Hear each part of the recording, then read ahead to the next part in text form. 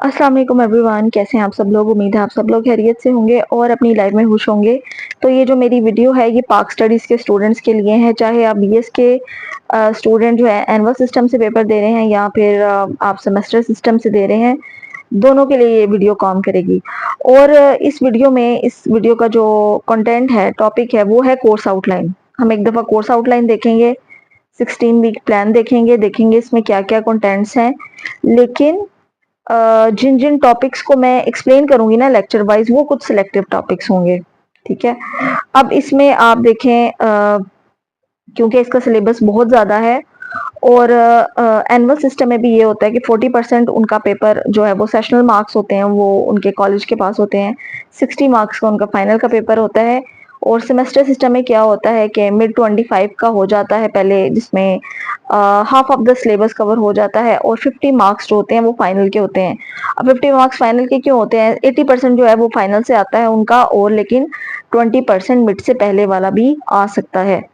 तो मिड से पहले वाला भी इग्नोर नहीं किया जा सकता, इसलिए फुल फ्लेज सिलेबस हम देख लेंगे कि कंटेंट्स क्या है, ताकि आपको नो हाउ हो कि what the syllabus is about. और उसके बाद हम जो लेक्चर्स बनाएंगे वो उसमें हम डिस्कशन करेंगे सिर्फ इम्पोर्टेंट टॉपिक्स के ऊपर। तो इसमें एक दफ़ा हम ओवरऑल देख लेते हैं कि अंदर क्या क्या चीज़ें हैं। इसको पहले हम पढ़ लेते हैं।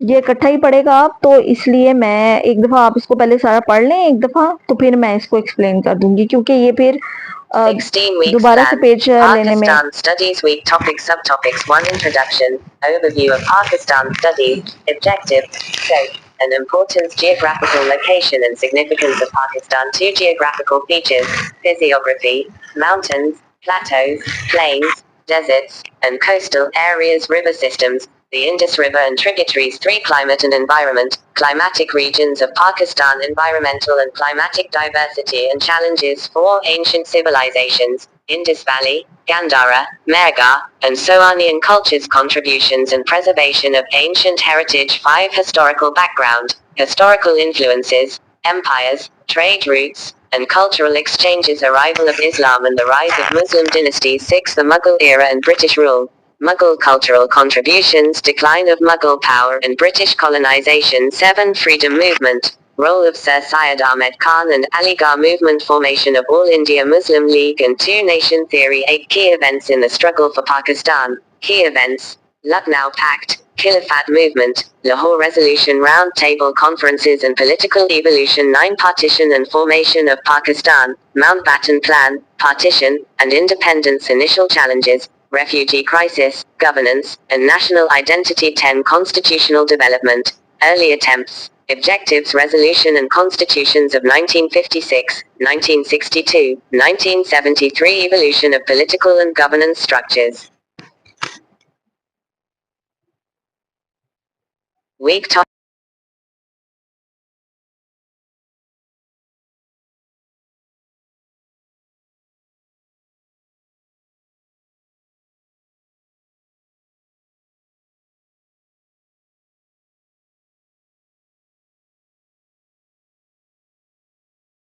economic sectors, agriculture and industry socio-cultural diversity, ethnic, linguistic, and regional variations 14 foreign relations, relations with neighbors, global powers, and Islamic nations Pakistan's role in regional, global conflicts 15 contemporary challenges, security issues, terrorism, extremism, and hybrid warfare climate change, governance, and socio-economic inequalities 16 future prospects, Pakistan's role in achieving Sustainable Development Goals, SDGs, Summary, Review, and Future Outlook. चलिए जी, ये थी अब इसकी सारी explanation कि आपकी course outline में क्या क्या चीज़ें हैं। अब एक दफ़ा मैं आपको इसको एक्सप्लेन करके दिखाऊंगी।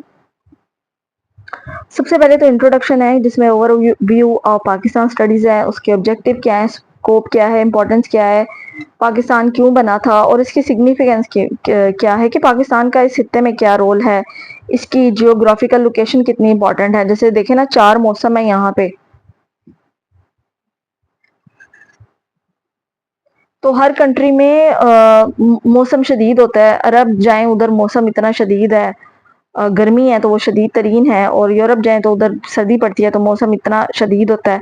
तो ये पाकिस्तान में चारों मौसम है, तो ये हर लिहाज से जो जियोग्राफिकल लोकेशन इसकी डिस्कस होती है। फिर इसके बाद जियोग्राफिकल फीचर्स इसके, यानी कि जियोग्राफी की जहाँ बात आती है ना, वहाँ पे लैंड की सारी बात आती है कि इसका जो लैंड का स्ट्रक्चर है ना वो क्या है। अब एक तो सीधी ज़मीन है ज़्यादातर, ठीक है, हम आज जैसे पंजाब के लोगों यहाँ पे बिल्कुल सीधी ज़मीन है, तो यहाँ हर तरह की वैरायटी है। ज़रखेज़ ज़मीन है, हर किस्म के फल फूल और पौधे निकल आते हैं। फिर इसके बाद जो आगे देखें कि इसमें फिजियोग्राफी क्या है इसकी, कि इसमें पहाड़ भी हैं, प्लेटोज भी हैं, प्लेन्स भी हैं, डेजर्ट्स भी हैं, ठीक है, यहाँ पे सब कुछ है। फिर इसके कोस्टल एरियाज हैं, पानी वाले एरियाज कौन से हैं, समुद्र है, ठीक है, समुद्री कौन कौन से इसके किनारे लगते हैं।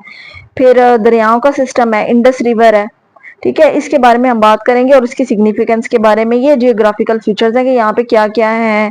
फिर इसके नहरी निज़ाम कैसा है, नहरी निज़ाम क्या अंदर डैम्स बनाए हुए हैं, ये सब चीज़ें। फिर इसके बाद है next chapter, third chapter, climate and environment, कि इसका क्लाइमेट और इन्वायरमेंट कैसा है ओवरऑल, ठीक है। तो ये पाकिस्तान का जो आपको पहले भी बताया 4 मौसम है, climate regions of Pakistan, environmental और क्लाइमेट डाइवर्सिटी और चैलेंजेस। तो बहुत ही हार्श मौसम में क्या क्या हमें चैलेंजेस होते हैं, जैसे अब बहुत ज्यादा बारिशों के मौसम में अब हमें चैलेंजेस आते हैं जो फ्लड्स के आते हैं, ठीक है। अब तो वो टार्नेडोस वगैरह भी आ जाते हैं छोटे, लास्ट टाइम जेहलम में आया था। तो अब इस तरह के चैलेंजेस भी, क्लाइमेट ज़ाहिर है चेंज हो रहा है तो इस तरह के चैलेंजेस भी हमें फेस करने पड़ सकते हैं, लेकिन उतने हार्श नहीं है जिस तरह से दूसरे कंट्रीज में है। जैसे अमेरिका में आपको पता है टोटली पर्पल टोर्नेडोज हो जाते हैं, इतने बड़े बड़े होते हैं कि पूरे के पूरे ट्रक बिल्डिंग्स उखाड़ के वो ले जाते हैं, घर उखाड़ के ले जाते हैं। तो उस तरह की हमारे क्लाइमेट नहीं है कि पूरे का पूरा हिस्सा ही डूब जाता है। तो इस तरह से हम अगर चाहें तो इसको कंट्रोल कर सकते हैं या नहीं, इसके बारे में बात करेंगे।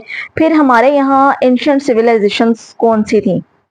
एंशिएंट सिविलाइजेशन देखें, अब हर कंट्री की ना कोई प्रॉपर्टी होती है, प्रॉपर्टीज जो कैरेक्टरिस्टिक्स होती हैं सिविलाइजेशन के अकॉर्डिंग से, कि पहले यहाँ पे कौन से लोग आबाद थे, ठीक है। हमारे तो जैसे इजिप्ट में है ना कि सबसे ज्यादा ओल्ड सिविलाइजेशन है, वहां पे इजिप्शियंस के वो गॉड्स एंड गॉडेसेस थे। फिर रोमन्स की भी कोई इस तरह की हिस्ट्री है कि वहां पे टाइटन्स थे, ग्रीक और रोमन्स की, वहां पे इंग्लिश लिटरेचर में हमें वो सारा मिलता है। फिर यहाँ इंडिया के अंदर ये बहुत ज्यादा है कि वहां पे जो देवी और देवताओं के वो जो माइथोलॉजी है सारी। तो यहाँ पाकिस्तान में कौन कौन सी एंशिएंट सिविलाइजेशंस हैं, ये वो वाली सिविलाइजेशंस हैं जिनके अभी तक हमें सबूत मिले हैं, ठीक है। सिर्फ वही सिविलाइजेशंस जो है ना वो मानी जाती हैं जो एक जिनकी मैन्युस्क्रिप्ट्स किताबों में भी हैं और जिनके हमें आसार मिले हैं। तो सबसे जो प्रोमिनेंट हमारे पास जो सिविलाइजेशंस हैं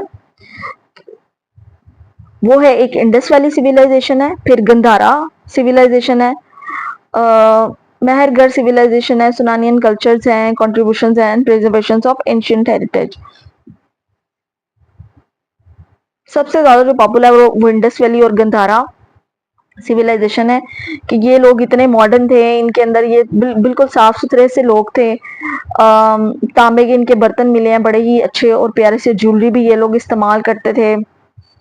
फिर पानी का इनका बड़ा अच्छा सिस्टम था, इनने रूम्स बनाए हुए थे, फिर इनके वेंटिलेशन का बड़ा अच्छा सिस्टम बनाया हुआ था। तो ये सारी चीजें एंशिएंट सिविलाइजेशन जो यहाँ पे पहले रहा करती थी, और वो ये ना मिट्टी के नीचे से मिली है हमें, ठीक है, मिट्टी तले दब गई हुई थी, और फिर जब साइंसदानों ने इसको, हिस्टोरियंस ने इसको डिग आउट करके निकाला। फिर हमारा हिस्टोरिकल बैकग्राउंड, हिस्टोरिकल इन्फ्लुएंसेस क्या है, एम्पायर्स कौन कौन सी थी यहाँ पे, ट्रेड रूट्स क्या थे, कल्चरल एक्सचेंजेस क्या थे, अराइवल ऑफ इस्लाम कब हुआ, and rise of the Muslim dynasties. अच्छा, यहाँ पे जो भी पहले हिस्ट्री में रहा करते थे ना लोग, बहुत सारी एम्पायर्स थी यहाँ पे पहले आपको पता है कि माया कल्चर था यहाँ पे, काफी पुरानी चीजें हैं, लेकिन मेन जो एम्पायर्स यहाँ पे बहुत सारी आई हैं। अंग्रेज भी आए थे, उससे पहले मुगलों के पास थी, फिर उससे पहले राजपूतों के पास थी एंड ऑल दैट। इस तरह से मरहट्टे वगैरह वो सब चीजें आपने ये शुरू से ही पाक स्टडीज में पढ़ी होंगी। फिर जब इस्लाम आया था, ये आपको पता 7th सेंचुरी में आया था, और उनके ट्रेड के रूट्स क्या थे। ट्रेड रूट्स जो हैं वो अंग्रेजों के, ब्रिटिश लोग कैसे आए थे यहाँ पे, और उससे पहले के अराइवल ऑफ इस्लाम मेजर इसके ऊपर है कि मोहम्मद बिन कासिम कहाँ से आया था, वो आपको पता है कोस्टल एरिया से आया था, और उसके जो है ना डायनेस्टीज के बारे में। फिर उसके बाद है the Mughal era and the British rule. सबसे प्रोमिनेंट जो है ना वो यही रूल है, क्योंकि इसके ज्यादा असरात जो है ना अभी तक है हमारे ऊपर। ये जो पोस्ट कॉलोनियलिज्म है ना अभी तक गया नहीं है। तो सबसे ज्यादा जो मुगल इरा है और ब्रिटिश रूल, इसी के बारे में बात होती है और इसी के अभी तक हमें आसार भी मिलते हैं। तो मुगल कल्चर की कंट्रीब्यूशंस क्या है, डिक्लाइन ऑफ मुगल पावर और ब्रिटिश कॉलोनाइजेशन क्या है। कॉलोनी होता है कि अब एक कंट्री के ऊपर कोई बाहर से बंदा आके, कोई एलियन आके, एलियन होता है कोई बाहर का बंदा, अजनबी जिसको बोलते हैं, जो हम में से ना हो, कोई एलियन आके डिक्लेयर करता है कि मैं तुम लोगों का राजा हूँ और आज से मेरी मर्जी चलेगी। और फिर वो, चलो हुकूमत करने में तो कोई बुराई नहीं है, लेकिन क्या करता है कि वो हमारे सारे सोर्सेस खुद यूज करता है और हमें बहुत ही कौड़ियों के हिसाब से जो है ना वो पैसे देता है, ना होने के बराबर। और हमारे सारे राइट्स वगैरह जब्त कर लिए जाते हैं, हमें गुलाम बना लिया जाता है। That is colonisation. तो ये ब्रिटिश ने हमें कॉलोनी बनाया हुआ था, हमारे सारे सोर्सेस वगैरह यूज करते थे और बदले में हमें कुछ नहीं थे देते। अच्छा, नेक्स्ट है हमारी फ्रीडम मूवमेंट। आज़ादी कब मिली हमें, फ्रीडम मूवमेंट कैसे चली, वो आपको पता है। सबसे बड़ा रोल है सर सैयद अहमद खान साहब का। फिर अलीगढ़ मूवमेंट है, फिर formation of all India Muslim league और टू नेशन थ्योरी। ठीक है, ये ऑल इंडिया मुस्लिम लीग किसने बनाई थी, पहले कायदे आजम इसके खिलाफ थे, फिर बाद में ऑल इंडिया मुस्लिम लीग में शामिल हो गए। कायदे आजम पहले उसमें थे ना, कांग्रेस में। ठीक है, तो आज भी ये दोनों जमातें मौजूद हैं, कांग्रेस इंडिया में मौजूद है, ठीक है, और मुस्लिम लीग इधर मौजूद है, और दो किस्म की मुस्लिम लीग है, आपको पता कौन कौन सी हैं। और ट्यू नेशन थ्योरी क्या है, ट्यू नेशन थ्योरी है कि दो अलग अलग कौमें हैं, दोनों एक साथ नहीं रह सकती। और ये बड़ा पॉपुलर क्वेश्चन है, ये फाइनल में आता होता है सारा ही। अगर आप इसको एक स्टोरी की तरह पढ़ेंगे ना तो बड़ा आसान आपको ये लगेगा। बस इसमें जो है ना डेट्स का सारा रोला होता है, वो आपने याद रखनी होती हैं, उसका कोई हल नहीं है। आप इन मेजर जो आउटलाइन के अंदर वर्क्स है ना, उनकी आपने बस डेट्स लिख लेनी है। अगर ये 15 टॉपिक्स है ना, 16 टॉपिक्स है, तो इनके इनके अंदर जितने भी डेट्स है ना, 5 5 6 6 डेट्स इधर की, वो आपने लिख लेनी है, फिर आपको सारा याद हो जाएगा। इसके बाद की events in the struggle of Pakistan है। की इवेंट्स है, लखनऊ पैक्ट आया था, खिलाफत मूवमेंट थी, Lahore resolution, round table conference, political evolution. अच्छा, कायदे आज़म के 14 निकात भी होने चाहिए थे इसमें, वो नहीं है। शिमला कॉन्फ्रेंस भी नहीं है इसमें। चलो हम डिस्कस कर लेंगे। अच्छा, फिर उसके बाद मेन चीज, partition and formation of Pakistan, Mountbatten plan. ठीक है, लॉर्ड माउंट बैटन जो आया था, उसने, उसका काम ही ये था पार्टीशन करनी थी, उसमें भी उसने बेईमानी की। Partition and independence, initial challenges, फिर रेफ्यूजी के क्राइसिस क्या थे, गवर्नेंस एंड नेशनल आइडेंटिटी हमारी क्या होगी, ये इसके ऊपर बात होगी। फिर उसके बाद कॉन्स्टिट्यूशनल डेवलपमेंट, हमने अपना कॉन्स्टिट्यूशन कैसे बनाया, अर्ली अटेम्प्ट्स हुई और कितने कॉन्स्टिट्यूशंस बने थे हमारे। ठीक है, ऑब्जेक्टिव्स, रेजोल्यूशन और कॉन्स्टिट्यूशंस, और 1956, 1962, 73, evolution of political and governance structures. Main जो हम स्ट्रक्चर फॉलो करते हैं 1973 कॉन्स्टिट्यूशन है, और उसी में ही चेंजेस करते रहते हैं हम लोग। अच्छा, आगे है मिलिट्री इंटरवेंशंस। ये अब मार्शल लॉ वगैरह कब लगा था, किस कौन कौन सा, जो जनरल होता है ना, एक चीफ ऑफ आर्मी स्टाफ होता है, तो उसके पास ये राइट होता है कि अगर उसको लगे ना कि उसका मुल्क खतरे में है, या ये जो पॉलिटिकल मेरा प्रेसिडेंट बना हुआ है या जो प्राइम मिनिस्टर है मुल्क को बेच रहा है, तो वो उसको फौरन से हटा के ना मार्शल लॉ लगा देता है, यानी कि वो खुद लीडर बन जाता है। तो उसके पास ये इख्तियार होता है, क्योंकि हमारी अदलिया और जो हमारी फौज है ना वो आजाद है। तो मिलिट्री इंटरवेंशन कौन सी है, causes and impacts of military takeovers, role of judiciary, civil society, political leadership in interventions. फिर डेमोक्रेटिक ट्रांजिशंस, डेमोक्रेटिक मींस के अवाम के अकॉर्डिंग जो है वो सारे रूल्स एंड रेगुलेशंस बनाए जाएंगे। तो इसमें phases of democratic consolidation, success, setbacks, recent trade और फ्यूचर चैलेंजेस। अच्छा, इकोनॉमी और सोसाइटी, इकोनॉमिक सेक्टर्स क्या हैं, अब इसमें के अंदर एग्रीकल्चर, इंडस्ट्री, आगे कैसे बढ़ना है, ये सब के बारे में बात होती है। फॉरेन रिलेशंस, ठीक है, इंटरनेशनल रिलेशंस हमारे किन किन के साथ है, जैसे चाइना के साथ है, किस कंट्री ने सपोर्ट किया, और कंटेम्प्रेरी चैलेंजेस और फ्यूचर पर्सपेक्टिव्स क्या है। तो इन सब के बारे में हम नेक्स्ट वीडियो में बात करेंगे। आई होप कि आपको सारी ये कोर्स आउटलाइन समझ में आ गई होगी कि अब हमने इसके अंदर क्या क्या चीज़ें पढ़नी है। तो इम्पोर्टेंट जो पाक स्टडीज़ के लेक्चर्स हैं उसके लिए आप सब्सक्राइब कीजिए मेरे चैनल को, और नेक्स्ट वीडियो का इंतज़ार कीजिए। Stay tuned. और इसके लिए भी एक प्ले लिस्ट बना दी जाएगी, तो पाक स्टडीज़ के स्टूडेंट्स उसको एज ए अल्टीमेट गाइड के तौर पे इस्तेमाल कर सकते हैं। Thank you very much.